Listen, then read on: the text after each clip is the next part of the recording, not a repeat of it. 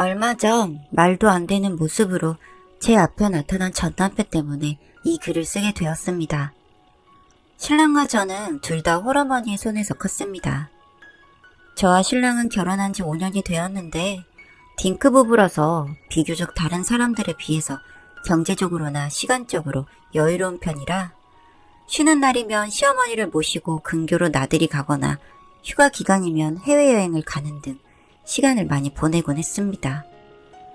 그리고 몇 년 전에 시어머니께서 소개시켜주고 싶은 사람이 있다고 해서 시어머니의 친구분과 식사를 함께 한 적이 있는데 그 친구분이 알고 보니 시어머님과 교제를 하려고 하는 분이었습니다. 저희는 시어머니가 홀로 계신 것보다는 곁에서 말동무라도 할 수 있는 분이 있어서 다행이다 생각을 하고 있었는데 실제로 그분은 시어머니에게 영양제를 챙겨주고 좋은 음식을 챙겨주면서 저희 시어머니를 살뜰히 챙겨주셨습니다. 그리고 저희에게도 명절이 되면 선물과 안부 인사를 건네는 등의 젠틀한 모습을 많이 보여주셨죠. 신랑은 처음부터 그분을 잘 따랐던 편이었습니다. 엄마의 남자친구니까 한편으로는 거부감이 들 수도 있는데 엄마가 행복해하니 본인도 좋다고 하면서 제법 그분을 잘 따르기 시작했고 심지어는 먼저 시어머님께 재혼 이야기를 꺼내기도 했고요. 사실 시어머님만 좋다고 하면 저희도 다 좋은 게 맞기는 한데 너무 급작스럽기도 하고 진전이 빠른 것 같아서 내심 걱정도 되었습니다. 신랑이랑 그분에 대한 이야기도 종종 하기는 했는데 웬일인지 신랑은 적극적으로 좋아하기만 하더라고요. 당신 혹시 어머님 남자친구분 어떻게 생각해? 뭘 어떻게 생각해? 엄마가 잘 지내니까 나는 그걸로 된 거지.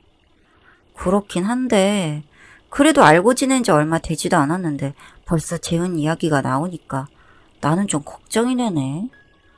무슨 별 걱정이야. 어른들이 어련히 알아서 하는 거지. 그래도 사람은 오래 봐야 하잖아. 아유 됐어. 이 얘기 다시 꺼내지 마. 우리가 간섭할 일 아니야. 그렇게 신랑은 그분 이야기를 하려고 하면 대화를 피하고 저를 귀찮아했습니다. 그리고 최근에는 시어머님의 생신이라 가족들끼리 외식을 하고 있었는데 함께 식사를 하는 자리에서 저희에게 시아버님이나 할 것 같은 혼수를 두기 시작했습니다.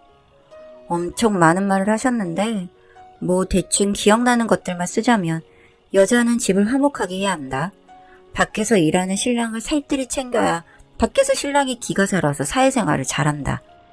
그리고 아기를 낳아야 진짜 어른이 되는 거니까 늦지 않게 아기를 가져라. 뭐 그런 이야기들이요. 사실 다른 부분을 떠나서 저희는 아이를 안 갖기로 약속을 한 상태였고 그리고 시어머님도 그런 부분을 알고 계셔서 그동안 가족들이 저희에게 2세 계획이나 그런 부분을 말했던 적이 없었는데 그분께 이야기를 들으니 기분이 좋지 않았습니다. 그러니까 애는 늦기 전에 꼭 가져야 한다고. 무슨 말인지 알지? 왜 대답이 없어? 요즘 애들 피임이니 뭐니 그런 거 한다던데 혹시 너네도 그런 거니? 그분이 피임 이야기까지 하시길래 너무 불쾌해서 입을 닫고 있었더니 신랑이 너스레를 떨면서 상황을 무마시키더라고요. 기분이 나쁘기는 했지만 시어머니께 잘해주기만 하면 별 문제 없으리라 생각하고 넘겼습니다. 그런데 얼마 지나지 않아서 제가 시어머님 댁에서 밥을 먹고 있을 때 갑자기 문이 열리면서 그분이 들어오셨는데 제가 있는데도 왜 전화를 안 받냐면서 큰 소리로 화를 내셨고 시어머님은 몰랐다면서 엄청 난처해하셨어요.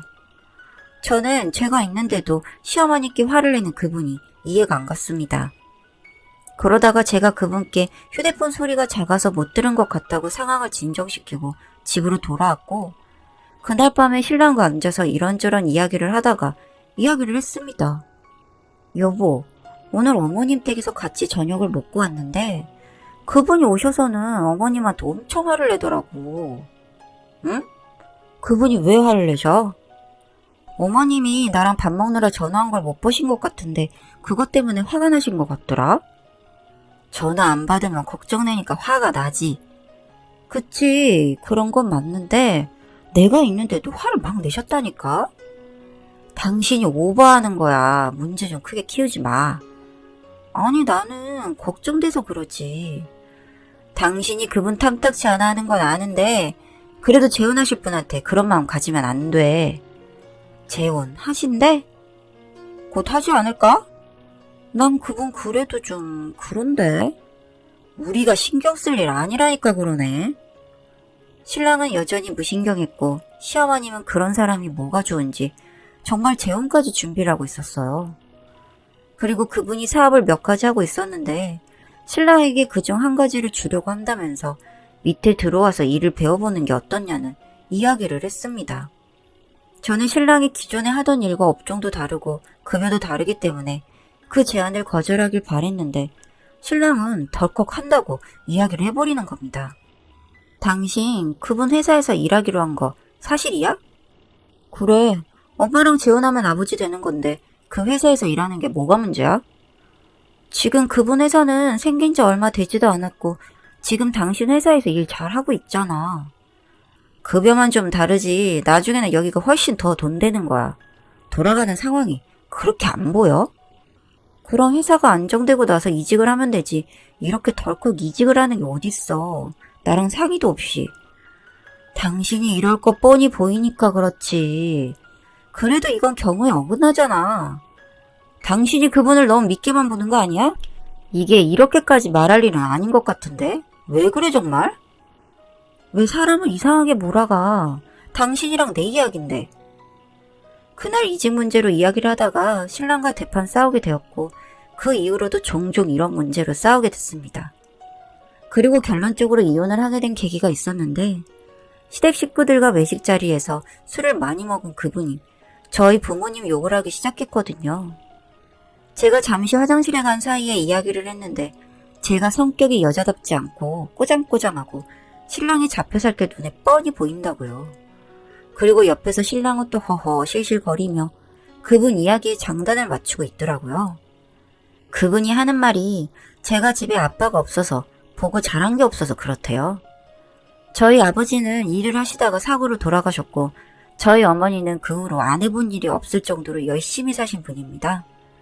그리고 저와 저희 형제들은 밖에서 손가락질 받지 않고 살기 위해서 더 바르게 자라려고 노력했고요. 그리고 이러한 내용을 저희 신랑도 잘 알고 있는 내용이었는데 그분이 저희 집 욕을 하는데도 신랑은 웃으면서 그러면 아버지가 나중에 제대로 혼 좀 내주세요. 이러고 있더라고요. 저는 그 이야기를 듣고 그대로 가방을 들고 집으로 갔고 한참 뒤에야 신랑은 집으로 돌아왔습니다. 그렇게 그냥 가버리면 어떡해. 분위기 다 망쳤잖아. 당신 지금 제정신이니? 우리 집 욕을 하는데 왜 멍청이 맞장구를 치고 있어? 그냥 술 먹고 웃자고 하는 이야기인데 그렇게 생각하면 과민 반응이야. 과민 반응이 아니라 그분이 자꾸 무례하게 하는데 왜 그걸 몰라? 엄마랑 재혼하실 분인데 우리한테 이렇게 대하는 게 어떻다는 거야? 어머니랑 재혼하실 분인 것도 알겠고 당신이 그분 좋아하는 것도 알겠고 무슨 콩고물이라도 바라는 건지 모르겠는데 나는 이제 당신 집에서 신경 끄고 지낼게. 그게 무슨 소리야? 영 끊겠다는 거야? 이혼하자 그냥. 당신이 나를 뭘로 생각하는지 모르겠어. 그렇게 저희는 이혼했습니다. 사실 그 이후로 신랑이 잡기도 했고 한번 마음을 접고 다시 잘 살아보려 하기도 했는데 그분의 무례한 행동이나 그분이 무슨 말만 하면 지고 들어가는 시어머님과 신랑이 꼴보기 싫었는데 그 이후로도 종종 저희 집이나 여자의 언행이나 행동들, 말도 안 되는 훈수를 뒀고 저는 견디지 못해 이혼을 했습니다. 그리고 며칠 전 집으로 택배가 와서 받으러 나갔는데 신랑이 서 있더군요. 회사를 물려받을 거라는 신랑이 왜 택배를 하는지 의아했는데 신랑이 일이 바쁘다며 황급히 자리를 떠났고 저희는 며칠 후 카페에서 만나게 되었습니다. 회사를 배운다더니 웬 택배야? 당신 말이 맞더라. 그 사람 우리 집에 사기치려고 접근한 거였어. 사기라니? 재혼하기로 하고 집을 먼저 합쳐서 살았는데 엄마 꼬득에서 보증서기하고 이직하기로 하고 회사 퇴직은 했는데 회사가 없는 회사더라. 보증 서고 집에 귀중품 훔쳐서 달아났어 그 사람. 경찰에 신고는 했어? 신고는 했는데 우리한테 말한 신상정보가 다른 사람이었어. 제대로 당한 거지. 당신한테는 정말 미안하게 생각해. 그렇구나. 그때 회사라도 줄 것 같으니 눈에 보이는 게 없었던 것 같아. 자업자득이지 뭐. 그렇게 전 남편과 만남을 갖고 집으로 왔는데 이건 뭐 속이 후련하다고 해야 하는 건지 뭐라고 해야 하는 건지 참 묘한 기분이었습니다. 이 사단이 나기 전에 저라도 먼저 발 뺀 게 정말 다행이다 싶은 생각도 들었고요. 세상 그렇게 바보같이 당하는 모자지간이 또 있을까요? 그리고 사기치려고 작정하고 들어온 주제에 꼰대 시아버지 노릇까지 알아들었던 그 인간도 참 어이가 없고요. 이런저런 생각에 그날 밤은 잠을 못 이뤘습니다. 뭐 이제 저랑은 상관없는 사람들이니 잊어버리려고요. 긴 글 읽어주셔서 감사합니다.